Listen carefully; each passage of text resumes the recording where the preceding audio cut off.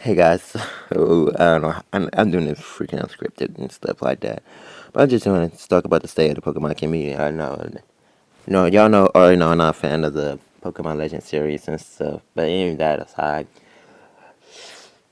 there's a lot of problem with that recently like Gen 8 with the Destiny. So Pokemon the Pokemon community event, and I know Security Gamati and no realize Sword and Shield and stuff, and then started about a bit better game and stuff like that. And stuff from watching his research videos and stuff like that. But unfortunately, Gen 9 kind of like, you know, eh.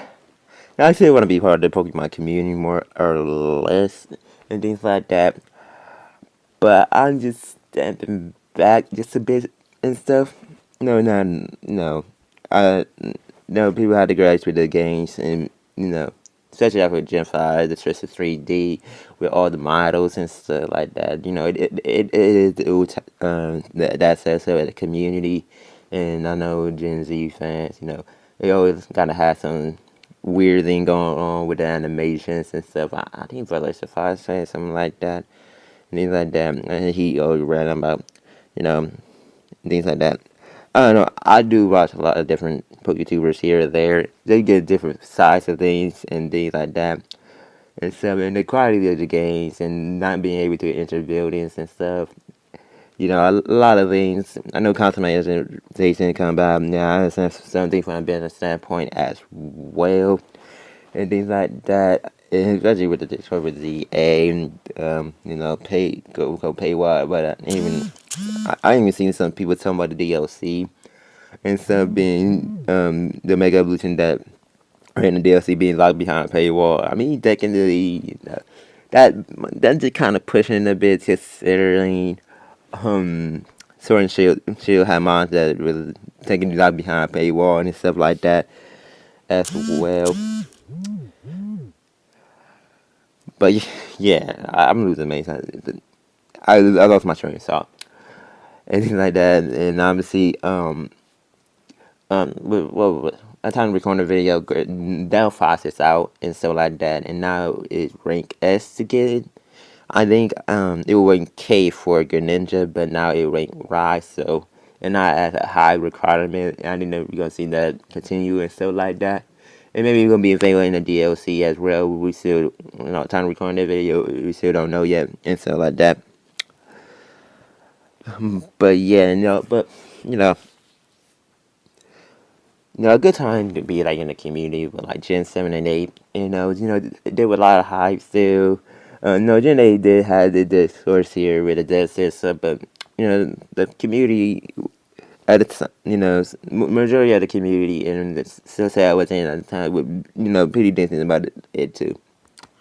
Gen 9, that definitely when I see that people being little, if he's actually been in the first open world Pokemon game and stuff like that, and people, the other type of Pokemon fans coming in because of the Legend are coming back. Legends ZA being a bit different from Legend of Arceus and stuff like that. There's a whole thing, but as well, had it been not single player focused and stuff as Legend of Arceus was, it doesn't really set a precedent, and since there was only one game. But I don't know, but what I enjoy as like a Pokemon fan myself, in more games like Let's Go Eevee that feel like it has some love in it, and so I know y'all gonna be like being Kanto and stuff, pandering and stuff like that. But I don't know, man. That game feel like has some energy into it. They just did their own thing, not really, kind listen to that success of fans and stuff. The Gen Zers and stuff like that.